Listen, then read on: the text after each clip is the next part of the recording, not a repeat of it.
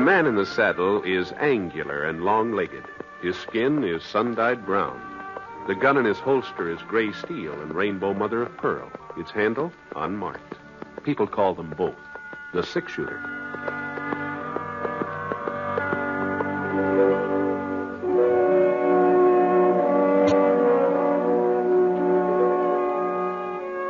James Stewart as the six-shooter, a transcribed series of radio dramas based on the life of Britt Ponset, the Texas plainsman who wandered through the Western Territories, leaving behind a trail of still-remembered legends.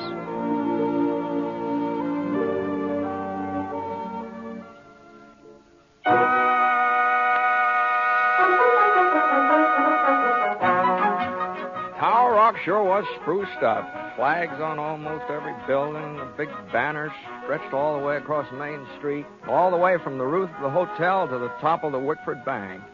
Franklin County Fair, that's what it said. Prizes, rodeo, free barbecue, Saturday, August 20th, come one, come all. Well, tomorrow would be the 20th. I'd come to town a day earlier and be sure of getting a room. Good thing I did, too. Only one left was on the second floor. The livery stable side of the hotel at that. I put my clean shirt in the dresser drawer and headed downstairs. The clock in the lobby said 3:15. Well, that meant I had time to sort of give Tower Rock the once-over before supper. Thought maybe I'd wander over and see how Kermit and Rome were getting along. But just as I was crossing the street, I saw Rome come out of the front door. Rome! Hey! Hey, Rome! Huh? Oh, Britt. Well. Finally decided to put in an appearance, huh? How are you? I'm fine, Rome. Fine. I was just on my way over to see you. You're not running short of cash, are you, Britt? No. No, this is going to be a social call. Not that I'm flush or anything like that. Come into town for the fair, huh? Yeah. I haven't been to one since I don't know when. I figured Dad Morgan's cattle would do without me for a few days, so... Well, how are things with you, Rome? Oh, so. Yeah. Bessie, is she all right? Oh, pretty well. Kermit and Thelma? I guess they're all right. You guess? Oh. I ain't inquired lately. Well, I better get moving. I told Bessie I'd pick her up at the schoolhouse. She's on the decorating committee. I'll see you later, Britt. Yeah, I'll see you.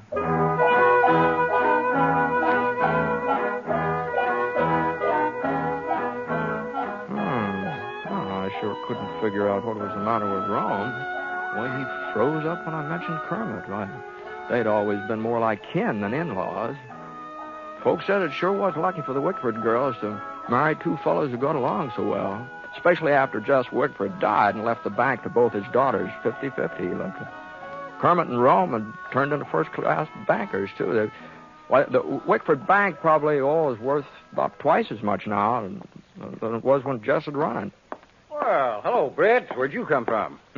Oh, Kermit. Oh, I was just thinking about you. About me? Yeah, well, I ran into Rome a minute ago. I suppose he was shooting off his mouth again. What? Well, no. Well, just don't believe everything you hear, Britt. There's two sides to every story. Remember that. Sure, Kermit. Well, I got to be running along. Thelma was at the schoolhouse waiting for me to fetch her home. Well, you could have saved yourself a trip. Huh? Well, that's where Rome was heading to get Bessie. He could have picked her up, Thelma, at the same time. Well, you don't think they'd ride in the same buggy, do you? Huh? Well, I'll probably see you at the fair tomorrow. So long. Yeah, sure. So long.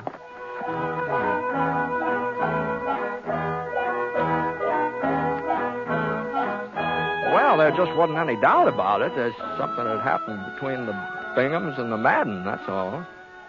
It must have been something pretty serious, too, the way Kermit and Rome had been acting.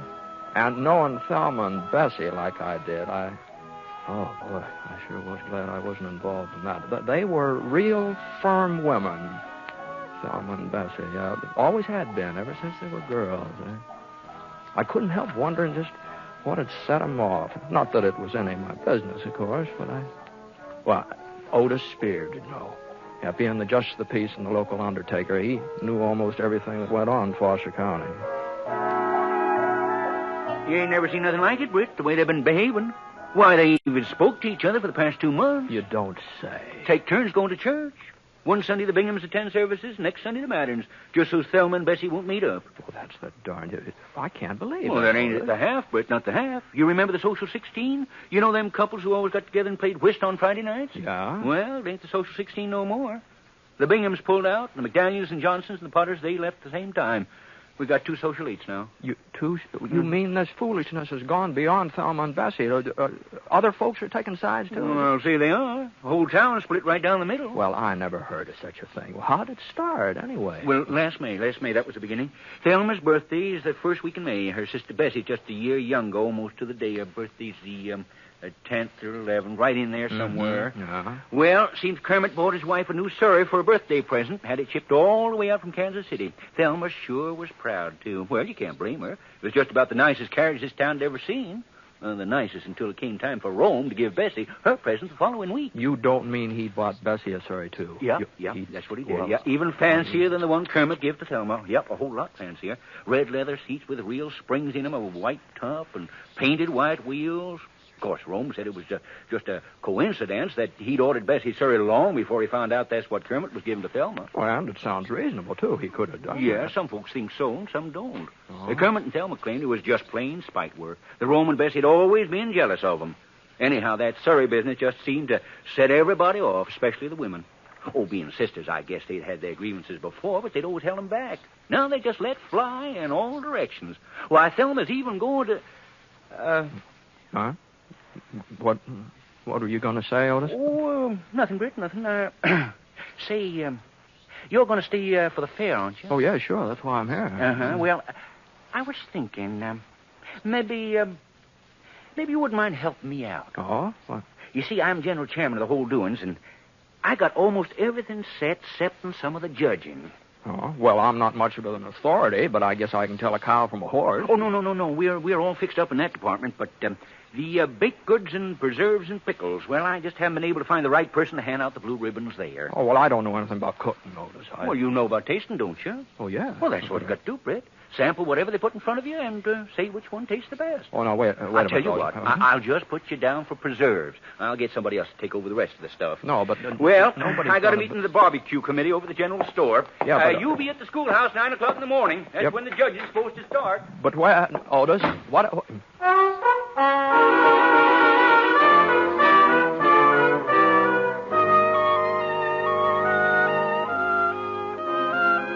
Where's the idea of me giving out blue ribbons for preserves? I couldn't tell peach from grape if it wasn't for the color. Well, the one that they sense me standing here in the funeral parlor worrying about us.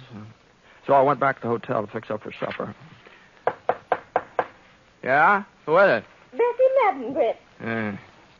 Well, just a second. Well, won't you come in, Bessie? Well, thanks. Hey.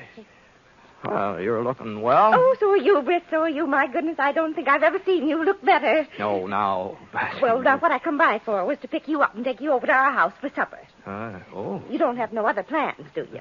No. I was just going to eat here at the hotel. Oh, you don't think we'd let you eat at the hotel, Britt? Why, you're one of our closest friends, always have been. Well, I don't know why Rome didn't invite you when you met up this afternoon. Guess he just took it for granted that you'd know I'd be expecting you. We're having fried chicken, hot biscuits, some of my strawberry preserves.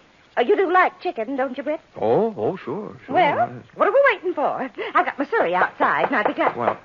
Well, excuse me, Bessie. Of course, Britt, of course.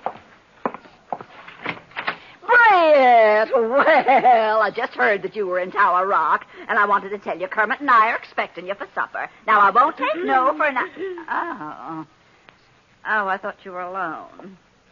Didn't mean to interrupt anything. You're a little late, Thelma. Britt's having supper with Rome and me. Might have expected you'd pull a stunt like this, Bessie Madden.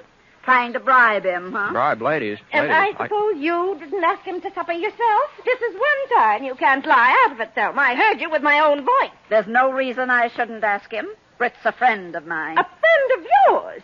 You've never put yourself out for him before, not once in your whole life. Bessie. And since when were you so interested in his welfare? Thelma. The minute you found out he was going to be judging the preserves tomorrow, that's when. Preserves? As if I had any cause to try and influence him. My strawberry preserves have won first prize at every county fair for the last 10 years. Yes. But I have never entered against you before. I let you win. But this time it's going to be different. You're just making a fool of yourself, Thelma. You couldn't cook up a strawberry preserve if your life depended on it. Huh? I've got Mama's recipe, too, and don't you forget it. Now, hold and on. all There, I both have of you. to Now, do hold on. is- Now, just hold on here now. Now, I want to get this straight. Now, both of you have entered your strawberry preserves in the fair tomorrow. I've entered my preserves.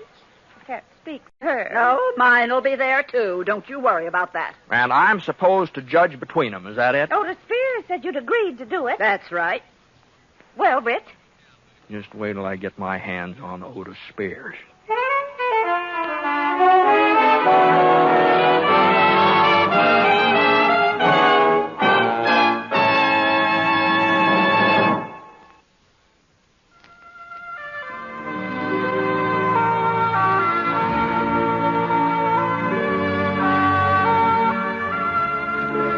Now, Act 2 of The Six Shooter, starring James Stewart as Britt Ponset.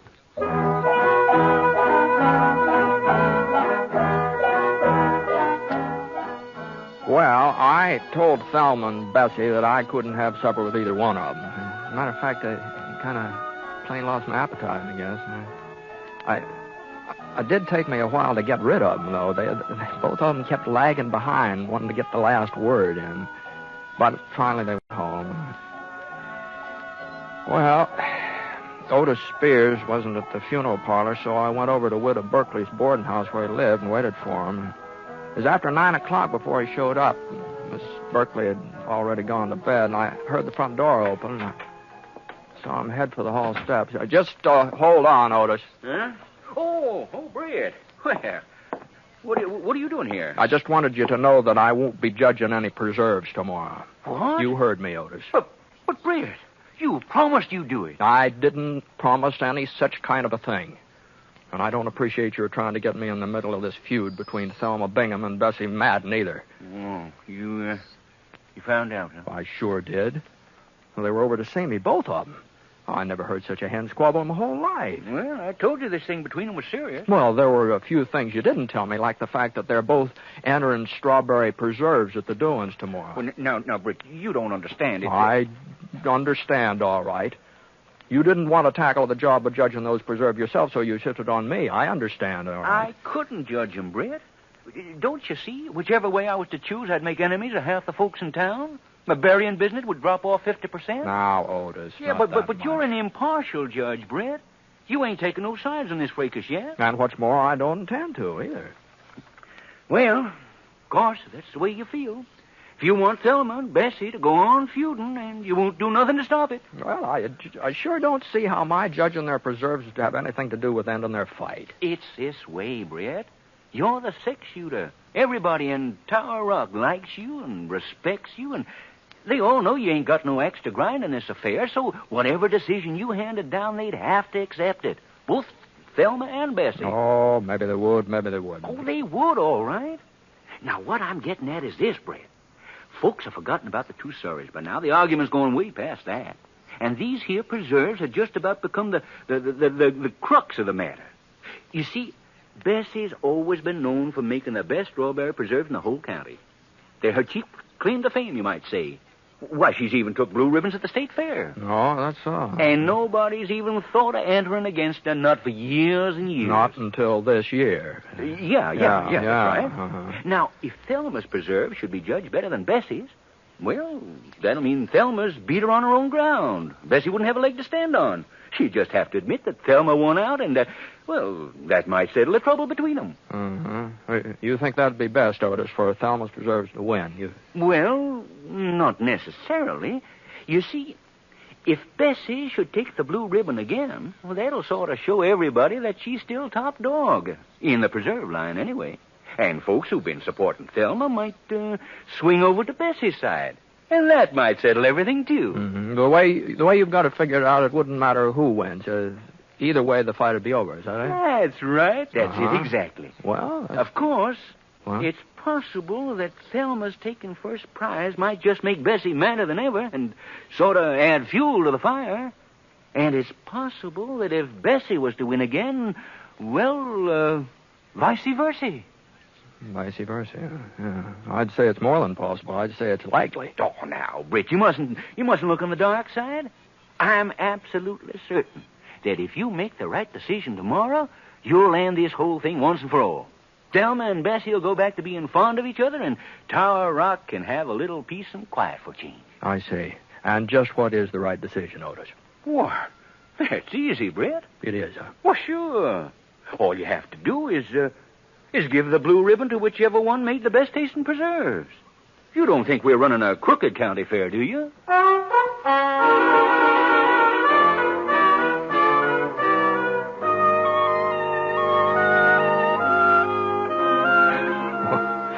Well, sir, I never saw a fellow like Otis Spears. He could talk circles around a Philadelphia lawyer. Well, finally, I saw that if I was going to get any sleep at all that night, I'd just have to give in. But I made up my mind to one thing. I wasn't going to have Thelma or Bessie turning on me, either one of them. I was going to say that their preserves tasted exactly the same and call it a tie. And that way there wouldn't be any harm done, and I'd be leaving things just the way I found them. Of course, I didn't tell Otis what I was planning to do or anything. I just promised that I'd meet him at the schoolhouse in the morning. Good. I knew you'd come around, Britt. When you saw how much I needed you, I knew you couldn't let me down. Well, Otis... I'll walk you to the door. Never mind. I'll find my way out. Night. Night, Britt. See you tomorrow. Yeah. Oh, say... Uh-huh. There was one thing I forgot to tell you. It sort of slipped my mind. Oh, what's that? Well, in case you have any trouble deciding as to whose preserves are the best, well, there couldn't be a tie. There couldn't be. Why not? Oh, you could call it a tie, but that would still mean that Thelma had won. How's that? Well, don't you see, Brett? If Thelma's strawberry preserves are just as good as Bessie's, well, folks would think that Thelma had been letting her sister win all these years by not contesting with her before. No, a tie would be the same as giving the prize to Thelma. You do see that, don't you? Huh? Yes. Sure. Oh, well, so long. So long, Britt. And may the best woman win.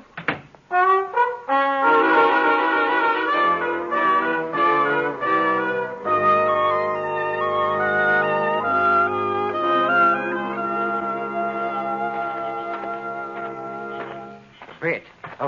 Britt. Oh, hello, Kermit. You're up pretty late, aren't you? Yeah, I've been looking for you. For me? Oh. Yeah, well, Britt, I think this quarrel between Thelma and Bessie and between Rome and me and all the rest of it, well, I think it's gone entirely too far. You do? Well, I'm glad to hear you say so. But if Bessie and Rome won't come to their senses, well, they've just got to be taught a lesson. And maybe Thelma's right. Maybe the fair tomorrow is the place to do it. What? Well, at least everybody will be there to see Bessie when she gets her comeuppance. That is, if Thelma's strawberry preserves... Well, what I'm getting at is this. Now, Thelma's just got to win, Britt. If she don't, my life will just be miserable. And Thelma's got a real knack for making me miserable.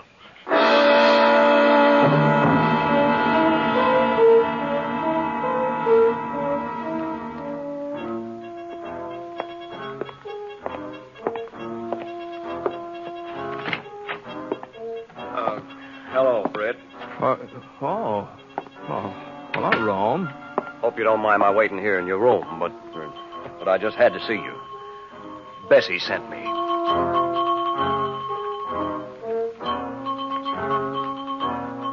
Well, it was the same thing over again from Rome, except that he was a little more forceful than Kermit.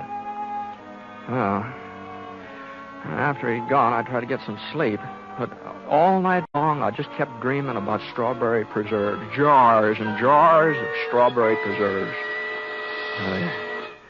Anyway, I finally woke up. It was after 7 o'clock, nearly 3 hours after my usual getting up time.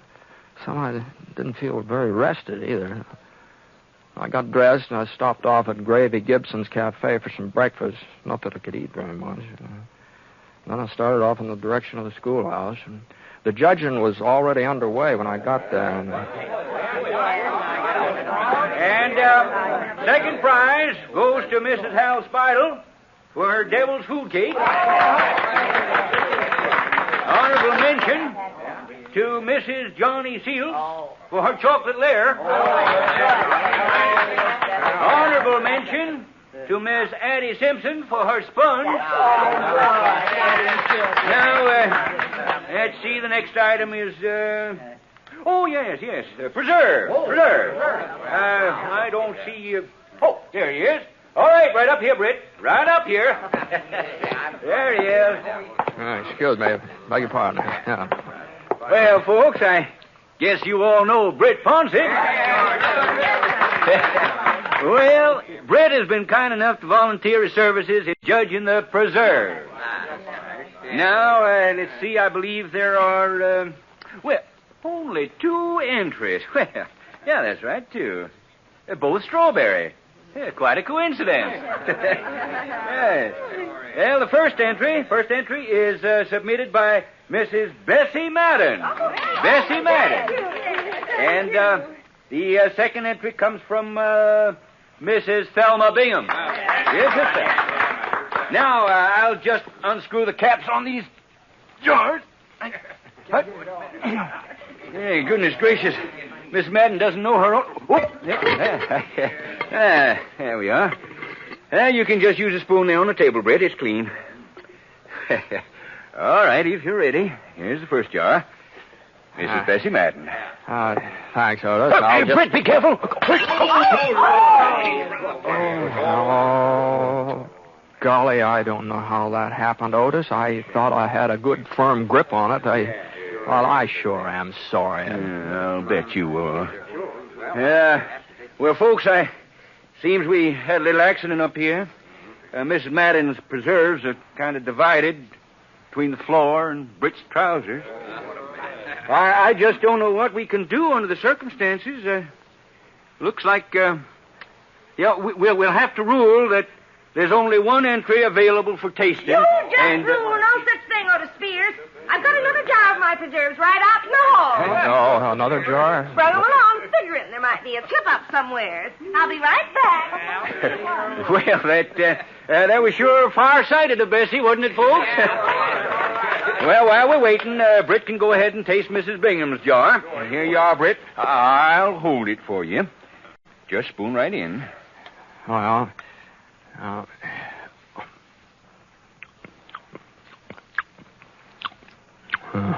Here now. And I'd appreciate it if you'd see that nothing happens to this one, Otis. Don't worry, Bessie. Don't you worry. There. That one come off a little easier. All right, Britt. These are Mrs. Madden's. Go right ahead. Well,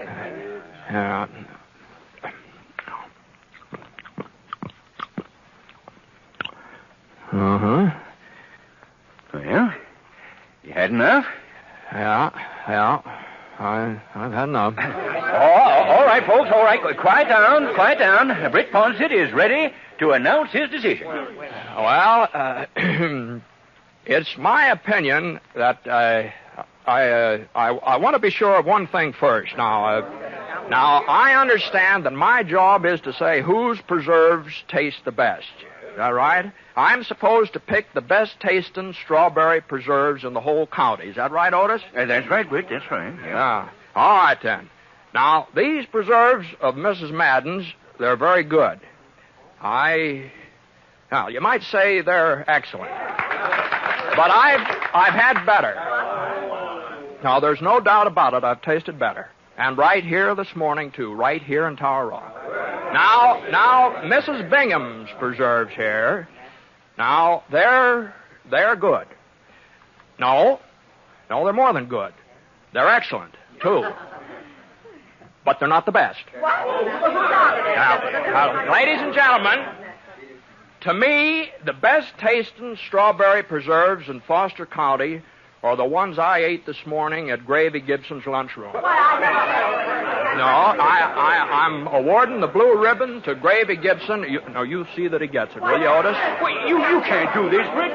Gravy Gibson wasn't even entered. No, you told me you wanted me to pick the best tasting preserves in the county, and that's what I've done. Why, the very idea, comparing our preserves to the kind of thing Gravy Gibson serves us. It's an outrage. I've never been so insulted in all my whole life. Now, you see here, Britt Ponset. If you think you can get away with Why, this... for 10 years, Bessie's preserves have been winning blue ribbons. And Thelma used the same recipe I did, our mother's recipe, and nobody's ever had a finer recipe for strawberry preserves than Minnie Whitford. That's right. Now, just a minute. Don't you just a minute us. No, sir. Why, half the time you can't even eat Gravy Gibson's food. Why, everybody knows that. Of course. Well, this is the last county fair I'm ever going to enter Otis Spears. And that goes for me, too. Bessie, come on, let's get out of here. The sooner, the better. Well, don't just stand there, Kermit. Can't you see we're leaving? Yes, dear, yes. Rome, come along. Yes, Bessie. Why'd you see that, Brett? They went off together. All four of them. Together. Yeah. That's how it looked, all right. Oh, if that don't beat the Dutch. You got 'em so mad at you, they all went off together. I might have known you was up to something. Well, I don't know what you're talking about, Otis. I was just giving my considered opinion about strawberry preserves.